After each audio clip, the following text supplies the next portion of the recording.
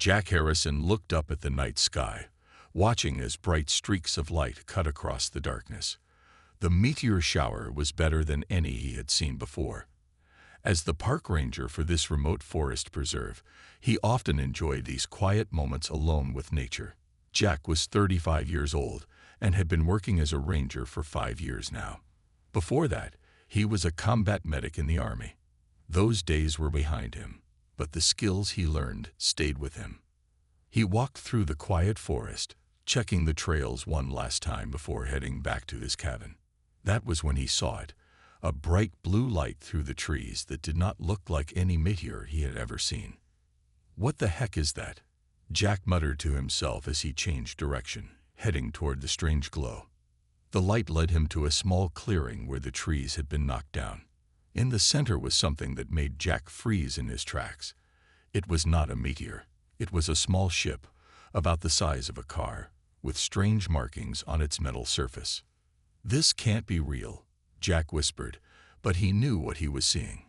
The ship had broken through several trees as it crashed, leaving a trail of broken branches and disturbed earth. Jack moved closer, his hand on his flashlight. The side of the ship had a crack in it, and through that crack, he could see movement. Someone or something was inside, and it was alive. Years of medical training took over. Jack looked for a way to open the ship. He found what seemed like a door and pulled at it with all his strength. It moved just enough for him to squeeze through.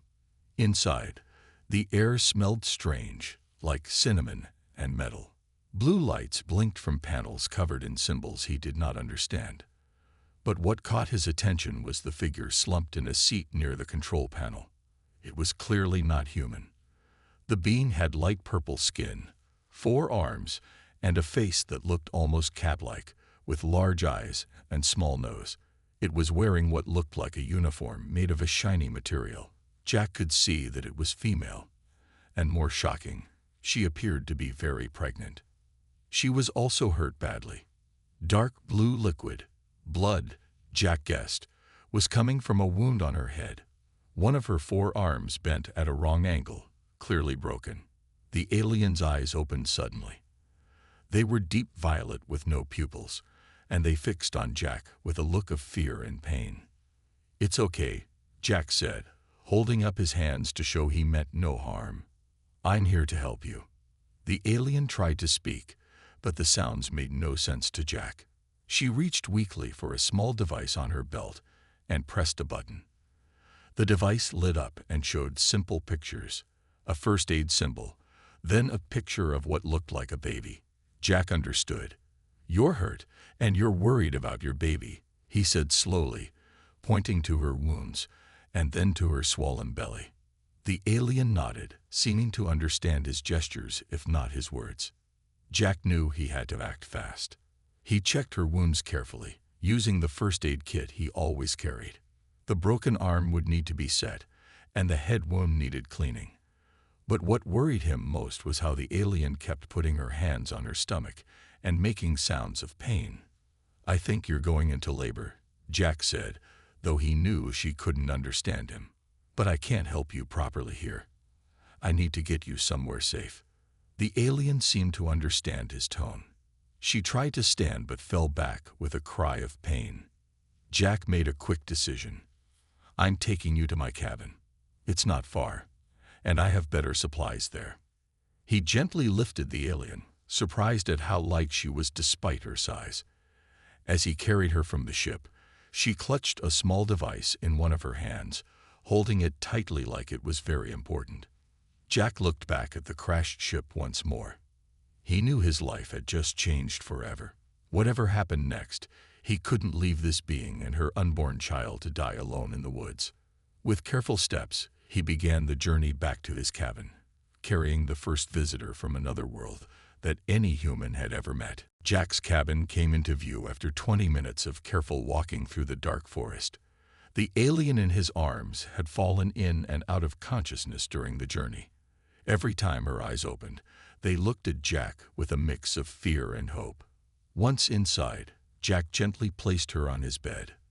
The cabin was small but clean, with 1 bedroom, a kitchen, and a living area filled with books about plants and animals. His time as a medic had taught him to keep his home ready for emergencies. "This is going to be okay," Jack said, though he wasn't sure if he was trying to convince the alien or himself. He gathered his medical supplies and began to clean the blue blood from her head wound. The alien watched his every move but did not fight him. When he reached for her broken arm, she pulled back in fear. "I need to set this," Jack explained, making gestures to show what he needed to do. After a moment, she extended her arm to him, her large violet eyes never leaving his face. Jack worked quickly, using 2 pieces of wood as a splint. The alien made a high-pitched sound when he set the bone, but then gave him what seemed like a nod of thanks. As he worked, Jack thought about what to do next. He had a radio that could call for help. But who would he call? The government? Scientists? He had seen enough movies to know what might happen to the alien if the wrong people found her. His thoughts were interrupted when the alien suddenly doubled over in pain, all 4 hands going to her belly. "The baby," Jack said, understanding what was happening. "How far along are you?" The alien reached for the small device she had brought from the ship. It showed some symbols, then changed to show simple pictures. A clock, 3 small figures, and what looked like a warning symbol. "You're going to have your baby soon," Jack guessed. The alien nodded, her face tight with pain. Then she held up 3 fingers. Three babies. Jack's eyes widened. Triplets. The alien nodded again, then pointed to the warning symbol on her device. Jack ran his hand through his hair, trying to think. He had helped deliver babies during his time as a medic, but never alien babies. He didn't know what to expect or what might go wrong. Just then, his radio crackled to life. Jack picked it up and heard the voice of Greg, another park ranger. "Jack, you there? We've got some government types swarming the east side of the preserve. They say they're tracking meteorite debris, but they've got all kinds of equipment. Never seen anything like it." Jack looked at the alien, who was watching him with worry in her eyes. "Thanks for the heads up, Greg. I'm on the west side. Haven't seen anything unusual here." After signing off, Jack sat down next to the alien. "There are people looking for your ship," he explained slowly, using gestures. "I don't think they want to help you." The alien seemed to understand. She pressed some buttons on her device, and it showed images of her kind being studied in labs, then images of her babies being taken away. Jack felt cold. The alien wasn't just afraid of humans. She knew what might happen. Her people had been here before. "No one is taking you or your babies," Jack said firmly. He reached out and carefully took one of her hands. "I was a medic. I've delivered human babies. I'm going to help you." The alien squeezed his hand with surprising strength. Then her face contorted in pain again. "It's starting, isn't it?" Jack asked. She nodded, and Jack could see fear in her eyes. Jack took a deep breath and began to prepare everything he might need. Clean towels, warm water, his medical kit. As he worked, he made a decision. He would not report this.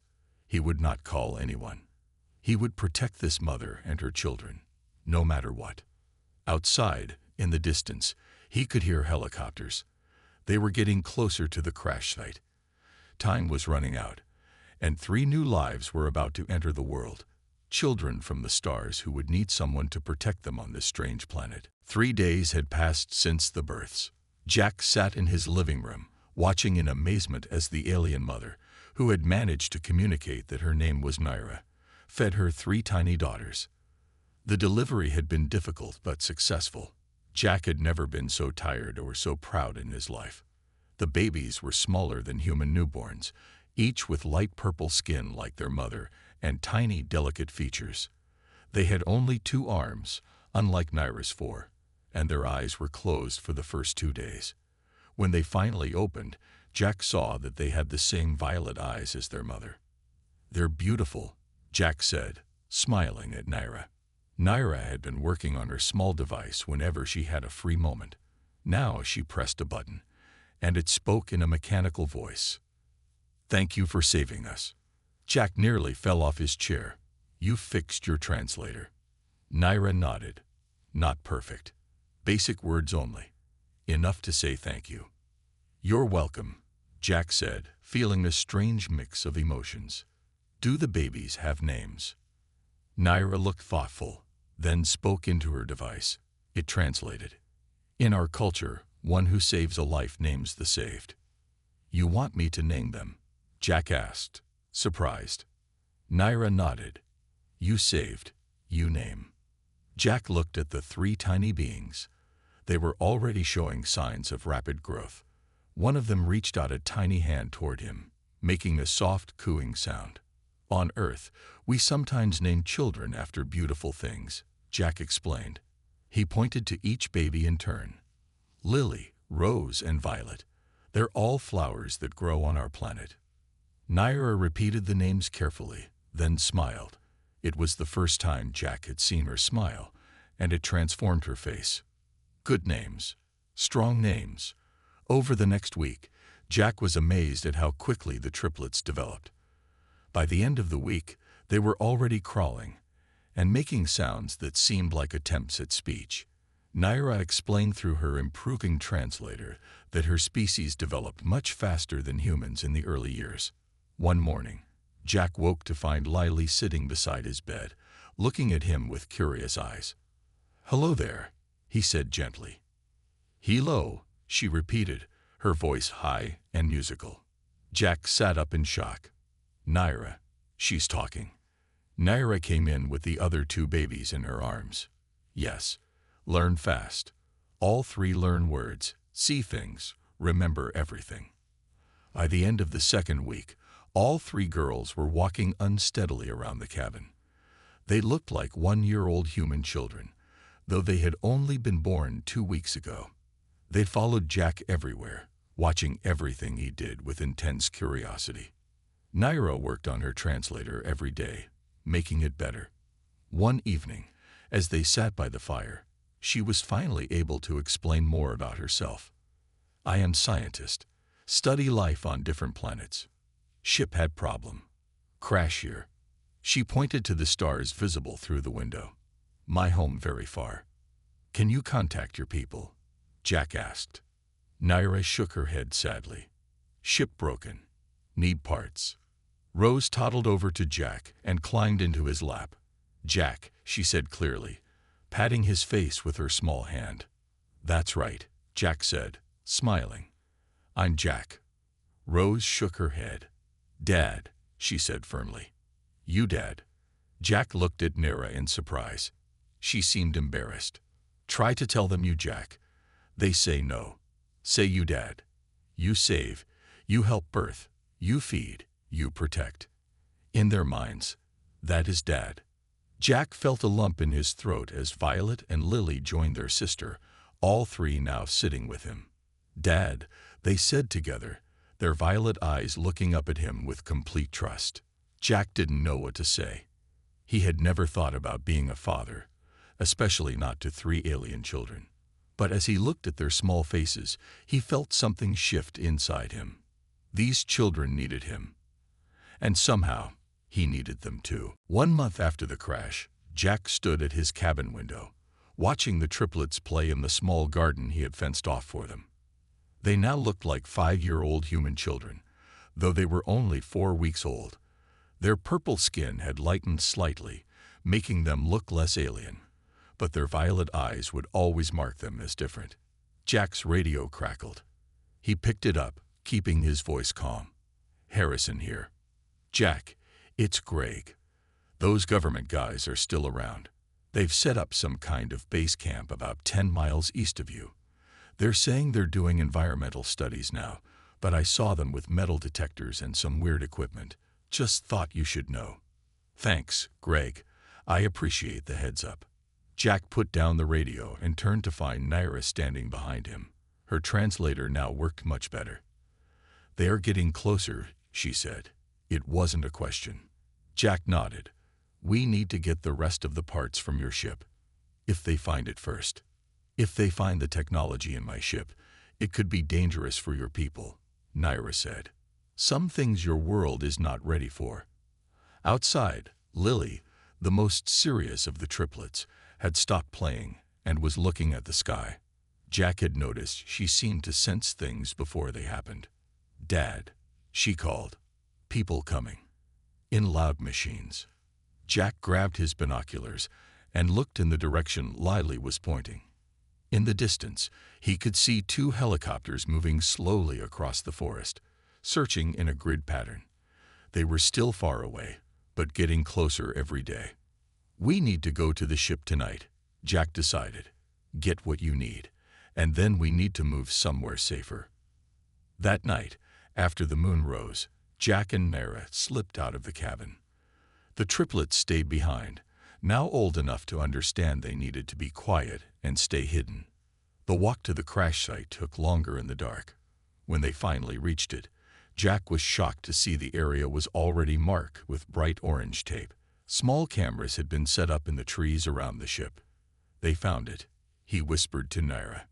"They just haven't broken in yet."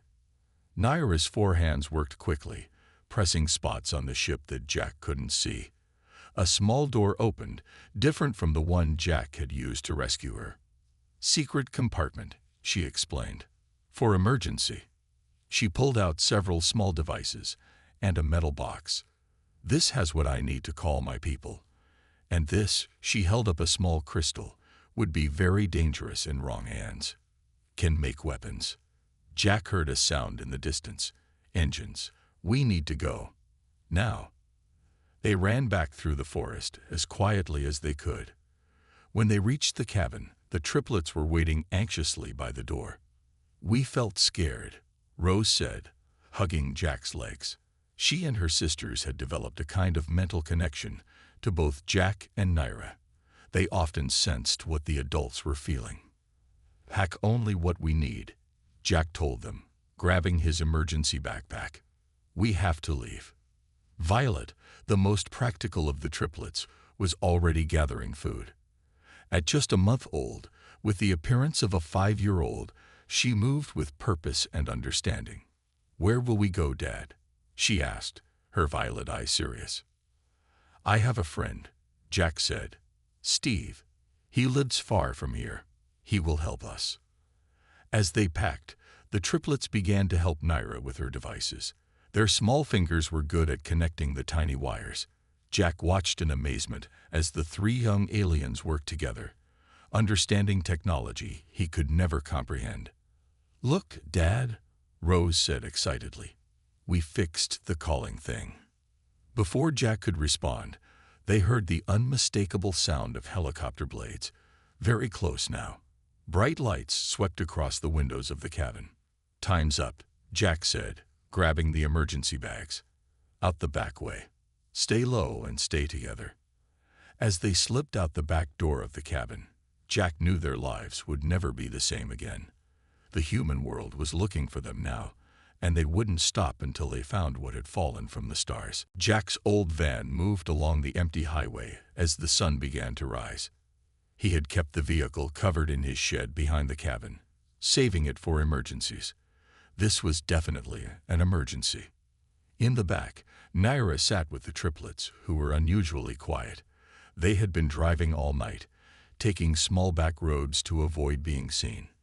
"How much further to Steve's farm?" Violet asked. Her voice now sounded like that of a human child of 8 or 9, though she was only 6 weeks old. "About 3 more hours," Jack answered, checking the mirrors for any signs of followers. "Try to get some sleep." But the triplets were too excited to sleep. They had never been in a moving vehicle before, and everything outside the windows was new to them. Their questions came nonstop. "Why are those animals standing in that field?" Rose asked, pointing to some cows. "What makes the sky turn pink in the morning?" Lily wondered. Jack answered patiently, realizing that for all their quick growth and intelligence, they were still children experiencing a new world. By midday, they reached a long dirt road that led to a large farmhouse surrounded by fields of corn and wheat. Jack drove slowly up to the house, where a tall man with a gray beard was waiting on the porch. a shotgun resting against his chair. "That's Steve," Jack told his alien family. "He was in the army with me. He's a good man." Naira looked nervous. "Will he accept us?" "He will," Jack said firmly. "Steve doesn't trust the government any more than I do." Jack stepped out of the van first, raising his hand in greeting. "Hey, old friend." Steve stood up, his eyes widening as he saw who was getting out of the van behind Jack. "When you called and said you were in trouble, I didn't expect this kind of trouble." "This is Naira," Jack said as the alien mother approached cautiously. "And these are her daughters, Lily, Rose, and Violet." Steve stared at the purple-skinned family for a long moment, then slowly smiled. "Any friend of Jack's is welcome here. Come inside before someone sees you." Inside Steve's farmhouse, Jack explained everything that had happened since the night of the meteor shower. Steve listened without interrupting, occasionally glancing at the triplets, who were exploring the house with curious eyes. "So the government is after them?" Steve asked when Jack finished. "Yes, they want the ship and the technology. Maybe the aliens too." Steve nodded. "My farm is off the grid. Solar power, well water. You can stay as long as you need." Over the next 2 weeks, the triplets continued their remarkable growth. They now looked like human preteens and had started showing unusual abilities. Lily could sense people's thoughts, Rose could move small objects without touching them, and Violet could heal minor injuries with her touch. One evening, as they sat on the porch watching the sunset, Naira explained more about her people. "The Varine are peaceful explorers," she said. "We form family bonds not just by birth, but through shared experiences and emotional connections." She looked at Jack with her violet eyes. "The triplets have formed a true family bond with you. In our culture, this makes you their father as much as if you shared blood." Jack felt something warm spread through his chest. He had come to love these children, strange as they were. Lily suddenly stood up, her face worried. "Someone is coming." Many someones, with anger in their hearts. Before Jack could ask what she meant, they heard the sound of vehicles approaching fast. Through the growing darkness, they could see the lights of several trucks coming up the long driveway. "They found us," Jack said, jumping to his feet. "Steve, is there a way out?" Steve was already grabbing his shotgun. "The old storm tunnel. It leads to the backfield. Take it and head for the woods. I'll hold them off." As Jack quickly gathered their few belongings, the triplets ran to him, their faces scared.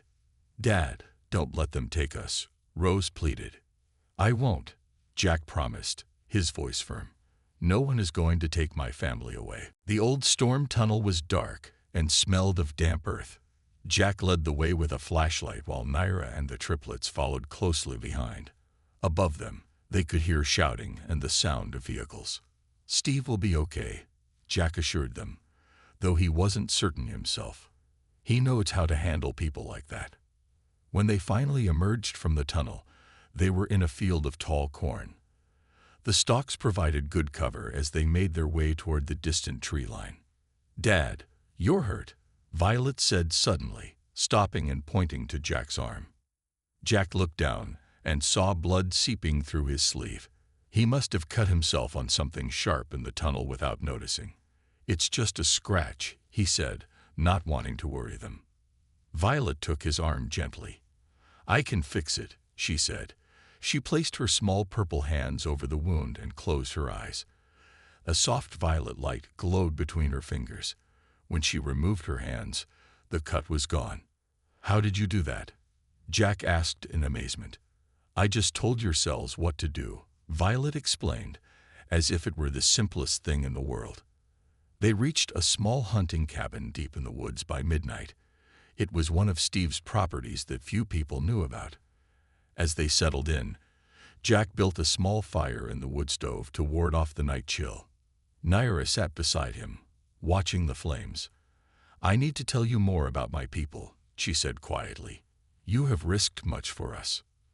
For the next hour, she explained about the Varine civilization, how they had been watching Earth for centuries, debating whether humans were ready for contact. Some believe your kind is too violent, too unpredictable, Naira said. Others see great potential in humans, your compassion, your creativity. Which side are you on? Jack asked. Naira smiled. After meeting you, I believe humans are ready. Not all, perhaps, but enough. The triplets, now looking like human teenagers though only 2 months old, sat listening intently. Their growth had begun to slow, Naira explained, and would soon match a normal human rate. Can we contact your people? Jack asked. Let them know you're alive? Naira nodded. With the parts from my ship, we can build a simple signal device. But it will take time, and the signal might be detected by your government. It's a risk we have to take, Jack decided. We can't keep running forever. For the next week, they worked together building the signal device. Jack provided basic materials while Naira directed the construction. The triplets helped too, their dexterous fingers perfect for the delicate work. During this time, Jack learned more about the Varine culture. Their society valued knowledge above all else, and they lived in harmony with thousands of other species across the galaxy. Our biggest rule is non-interference, Naira explained. We observe, we learn, but we do not change the natural development of other worlds. By crashing here, you broke that rule, Jack pointed out. Yes, and by saving us, you changed both our worlds forever, Naira replied. On the 8th day, the device was ready. As the sun set, they took it outside and set it up in a small clearing. Naira carefully input a series of codes, and the device began to pulse with a soft blue light. What exactly are you sending? Jack asked. My location, my status, and, she hesitated, a recommendation that the Varine open official contact with Earth, using you as the first ambassador. Jack was stunned. Me? I'm just a park ranger. You are the human who saved a Varine mother and her children, Naira said firmly. You have shown the best qualities of your species. There is no better choice. The triplets gathered around Jack, their violet eyes shining with pride. Our dad, the ambassador, Lily said, smiling. The device suddenly beeped loudly. Naira's eyes widened in surprise and joy. They've received our signal, and they're already responding, she exclaimed. A ship is on its way. They were searching for me all this time. Before they could celebrate, Rose stiffened, her face alarmed. Dad, the Earth people have found us too. They detected our signal. They're coming. Dawn broke over the forest as Jack, Naira, and the triplets stood in the small clearing. The signal device continued to pulse with blue light. In the distance, they could hear vehicles approaching on the dirt road. How long until your people arrive? Jack asked Naira. Very soon. Minutes, not hours, she replied, her eyes on the sky. Jack looked at the 3 girls who had become his daughters in such a short time. In just 2 months, they had grown from newborns to teenagers. Their purple skin glowed in the early morning light, and their violet eyes watched him with trust and love. Whatever happens, Jack told them, we stay together. We are a family now. The triplets nodded, moving closer to him. Lily, with her ability to sense thoughts, suddenly pointed to the sky. They're here. A bright light appeared above the trees, growing larger by the second. It was not the sun, but something else, something that moved with purpose. As it descended, they could see it was a ship much larger than Naira's small research vessel. It glowed with a soft blue light that seemed to bend the air around it. At the same time, the sound of vehicles grew louder. Through the trees, Jack could see trucks and jeeps with government markings speeding toward them. Men in dark uniforms jumped out carrying weapons. They spread out, surrounding the clearing. Freeze. This is a government operation. Do not move. A voice called through a loudspeaker. The alien ship now hovered just above the clearing, causing the trees to sway with its energy. A beam of light shot down, and within it appeared 3 tall figures with purple skin and 4 arms, varying like Naira. The government agents raised their weapons, uncertain what to do in the face of such technology. Stop, Jack shouted, stepping forward with his hands raised. "No one needs to get hurt today." One of the Varine spoke, their voice translated by a device similar to Naira's but much more advanced. "We come in peace to retrieve our lost scientist and her children." A man in a black suit stepped forward from the government group.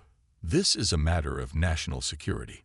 The aliens and their technology are coming with us for study." Jack stood between the two groups, a simple human in the middle of what could become a disaster. "I'm Jack Harrison.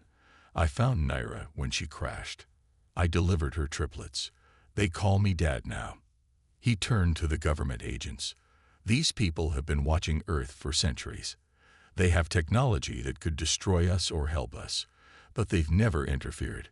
Doesn't that tell you something about their character?" Then he faced the Varine. "And these humans, yes, some want your technology, and some are afraid, but many would welcome you as friends if given the chance." The triplets moved to stand beside Jack, showing everyone who they considered their family. "Our laws are clear," the lead Varine said after a moment. "We cannot leave our technology on an undeveloped world. But we can offer an exchange, knowledge for knowledge, through proper channels." The government official lowered his weapon slightly. "What kind of exchange?" "An ambassador program," the Varine suggested, "beginning with this human who has already proven his worth by saving one of our own." Jack felt the triplet's hand slip into his. Rose spoke up, her voice clear and strong despite her fear. "Our father would make a good ambassador. He understands both worlds now." After hours of tense negotiation, an agreement was reached. The Varine would establish formal contact with Earth through proper diplomatic channels. Jack would become the first human ambassador to visit their world, along with his adopted daughters, who were both Varine and now partly human in their hearts. As the sun set on that remarkable day, Jack stood with Naira and the triplets, looking up at the stars that would soon be their destination. "Are you scared, Dad?" Violet asked, holding his hand. Jack smiled at his unusual family, a family created not by blood, but by compassion, courage, and love. "No, I'm not scared. We're going to build something amazing together, a bridge between worlds." Lily, Rose, and Violet hugged him tightly as the Varine ship's lights illuminated them all in a soft blue glow. In saving a mother from the stars, Jack had found not just a new family, but a new future for all humanity.